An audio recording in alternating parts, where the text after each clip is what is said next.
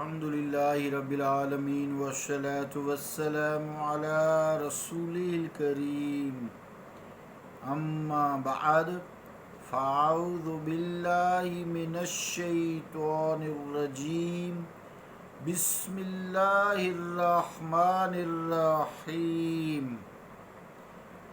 هو الذي جعل لكم الأرض ذلولا فامشوا في مناكبها وكلوا من رزقه وإليه النشور صدق اللہ العظیم۔ واجب الاحترام سامعین، السلام علیکم ورحمۃ اللہ وبرکاتہ۔ سورہ الملک کی آج 15 نمبر آیت تلاوت کرنے کی سعادت حاصل کی ہے۔ اس آیت کا ترجمہ یوں ہے: وہی تو ہے جس نے نرم کر دیا تمہارے لیے زمین کو، پس اطمینان سے چلو اس کے راستوں پر اور کھاؤ اس کے دیے ہوئے رزق سے، اور اسی کی طرف تم کو قبروں سے اٹھ کر جانا ہے۔ اللہ کا قول سچا ہے جو بڑی ہی عظمت والا ہے۔ عزیزان گرامی قدر، آیت کریمہ میں لفظ ہے ذلول۔ جو ذلول ہے اس کا مطلب ہوتا ہے فرما برداری کرنا۔ وہ اونٹنی جس پر آسانی اور سہولت کے ساتھ کوئی شخص سواری کر سکتا ہے وہ فرما بردار ہوتی ہے، اور عرب اسے ناقاتن ذلول کہتے ہیں۔ ناقاتن ذلول کہتے ہیں۔ یہ قرآن کریم کا لفظ ہے، یعنی ایسی اونٹنی جس پر سواری کرنا آسان ہو، جو اپنے اوپر سواری کرنے دے۔ اس آیت میں جو ذلول کا لفظ ہے اس میں زمین کی صفت ذکر کی گئی ہے۔ جیسے اونٹنی کی صفت ہوتی ہے کہ وہ سوار کو کچھ نہیں کہتی، سواری کرنے دیتی ہے، یہاں اسی طرح زمین کی صفت بھی ذلول ذکر کی گئی ہے۔ مقصد اس کا یہ ہے کہ اللہ تعالیٰ نے زمین کو اس طرح انسان کے لیے، دوسرے جانوروں کے لیے بنا دیا ہے تاکہ زمین پر آسانی کے ساتھ، سہولت کے ساتھ چلا پھرا جا سکے اور زندگی گزاری جا سکے۔ نہ تو یہ ساری زمین سخت پتھریلی ہے اور نہ ہی دلدلی ہے کہ اس پر چلنا دشوار ہو جائے۔ اس خالق کریم نے ان گنت مصلحتوں کے باعث زمین پر جگہ جگہ پہاڑوں کے فلک بو سلسلے کھڑے کر دیے ہیں۔ ان کو بھی انسان عبور کر سکتا ہے، انسان کی رسائی تک ہیں، وہ ناقابل عبور نہیں ہیں، مشکل ضرور ہیں لیکن ناممکن نہیں ہیں۔ پھر مناسب فاصلوں پر، مسافتوں پر ایسے درے بنا دیے گئے ہیں جہاں سے انسانوں کے قافلے اور مویشیوں کے ریوڑ گلے جسے کہتے ہیں آسانی سے گزر سکتے ہیں۔ صرف اسی پر ہی اکتفا نہیں ہے، بلکہ اس رب جلال نے، رب کریم نے، رب العزت نے ہر جگہ تمہارے لیے، اس رازق نے رزق کے خزانے مہیا کر دیے ہیں۔ جہاں سے بھی تم گزرو گے اس کے لطف و کرم کا وسیع دسترخوان بچھا ہوا ہے، جس میں کھانے کے لیے رنگ برنگی چیزیں موجود ہیں جو مختلف ذائقے رکھتی ہیں۔ زمین کے لحاظ سے ان کے ذائقے بھی الگ الگ ہیں، بے شک نسل ایک ہی ہے۔ اے انسان ذرا بتاؤ، تم خالق کریم کی کس کس نعمت کا شکر ادا کر سکتے ہو؟ یا اللہ ہم تیری ساری نعمتوں کا شکر ادا کرتے ہیں، جو ہمیں معلوم ہے، جو ہمیں معلوم نہیں ہے۔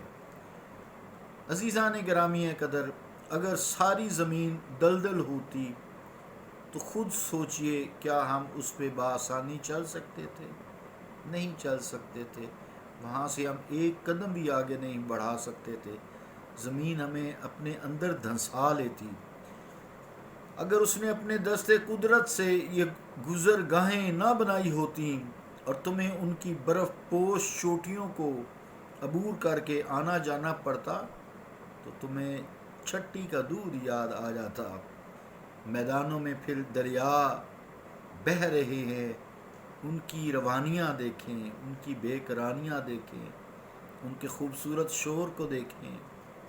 پھر نشیبی علاقوں میں بھی پانی کے زیر زمین ذخائر موجود ہیں، جہاں سے آپ کھود کر اس کو بور کر کے اس کا کنواں کر لیتے ہیں، اس کو بورنگ کر لیتے ہیں، اس پہ اپنی موٹر نصب کر لیتے ہیں۔ جو بڑی بڑی موٹریں ہوتی ہیں ٹیوب ویل ٹائپ، وہاں سے آپ پانی کھینچ لیتے ہیں۔ پھر اے انسان، جب تم بلندیوں پر جاتے ہو، پہاڑوں پر جاتے ہو، تو وہاں اللہ تعالیٰ نے اتنی ہائٹ پہ میٹھے اور ٹھنڈے پانی کے چشمے تمہاری پیاس بجھانے کے لیے، تمہیں لذت دینے کے لیے، تمہارے جسم کو تقویت دینے کے لیے، تمہیں زندگی کی بہار کو برقرار رکھنے کے لیے وہاں تمہارے لیے چشمے نکال دیے ہیں۔ اگر وہاں تمہیں کنواں کھود کر نکالنا پڑے، ایک تو تم اوپر گئے، پھر اتنا نیچے، پھر زمین تک کھودو گے، اتنا مشکل ہوتا۔ اے انسان، سوچ اپنے رب کریم کی عنایات کو، کتنے اس نے تمہارے لیے آسانیاں پیدا کر دی ہیں۔ پہاڑوں پہ اگر تمہیں پانی اتنا قریب دستیاب نہ ہوتا تو تمہیں دن کو بھی تارے نظر آ جاتے۔ الغرض عزیزان گرامی قدر، رب العالمین نے اپنے لطف و کرم سے ہر جگہ انسان کے لیے زیست زندگی کی آسانی کے لیے، زیست پر ایک قدم بھی انسان کے لیے مشکل نہیں ہے، بس تھوڑی سی کوشش کرتا ہے، اس کی زندگی آسان ہو جاتی ہے۔ پھر انسان، تم کیوں جاہل بنتے ہو؟ تم اس کی ذات و صفات میں کیوں شریک ٹھہراتے ہو؟ اس کی وحدانیت کا کیوں انکار کرتے ہو؟ وہی ہے جو لا الہ الا اللہ، اس کے علاوہ کوئی عبادت کے لائق نہیں، اسی کی عبادت کرو، اسی کی حمد بیان کرو۔ اس نے تمہارے لیے، امت مصطفیٰ کے لیے خصوصی طور پر اپنے محبوب کو تمہاری طرف بھیجا ہے۔ اس سے بڑھ کر تمہارے لیے کیا نعمت ہوگی؟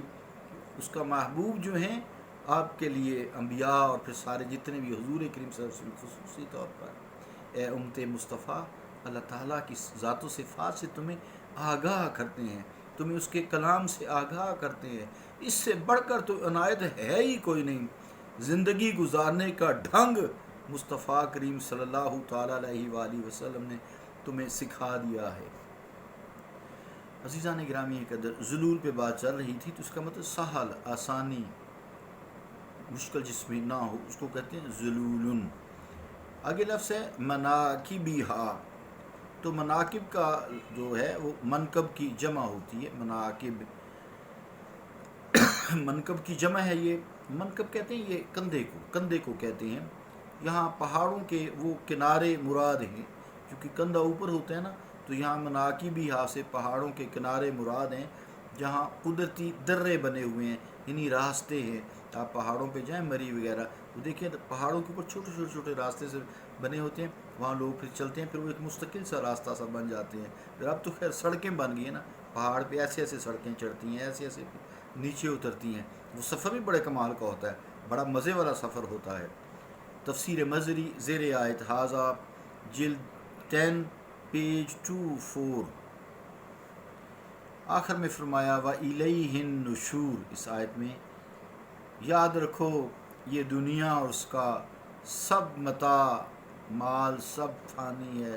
کل من علیہا فان، جو کچھ اس زمین پر ہے جو تمہاری آسانی کے لیے پیدا کی ہے، کل من علیہا فان، جو کچھ اس زمین پر ہے سب فنا ہونے والا ہے۔ وَيَبْقَى وَجْهُ رَبِّكَ ذُو الْجَلَالِ وَالْإِكْرَامِ، اے مصطفیٰ آپ کے رب کی ذات باقی رہنے والی ہے جو ذو الجلال والاکرام ہے، محبت والی ہے، جلال والی ہے، احسان کرنے والی ہے۔ عزیز زان گرامی قدر، پھر فرمایا آخر میں وَإِلَيْهِ النُّشُورُ، جب تم اپنے اللہ تعالیٰ کے حضور پیش کیے جاؤ گے وہ تم سے حساب لے گا، اپنی نعمتوں کا حساب لے گا۔ سوچو کیا تم نے اس کی تیاری کر لی ہے یا تیاری میں تم لگے ہوئے ہو؟ اللہ رب العالمین ہمیں اس دن کی تیاری کے لیے قوت نصیب فرمائے، ہمیں روح جان نصیب فرمائے، ہم اس تیاری میں لگ جائیں تاکہ ہمارے لیے یہ زندگی تو اللہ نے آسان کر دی ہے، آخرت بھی ہمارے لیے آسان ہو جائے۔ صلی اللہ تعالیٰ علی رسول خیر خلقہ محمد وعلی آلہ وصحابہ اجمعین برحمتک یا ارحم الراحمین۔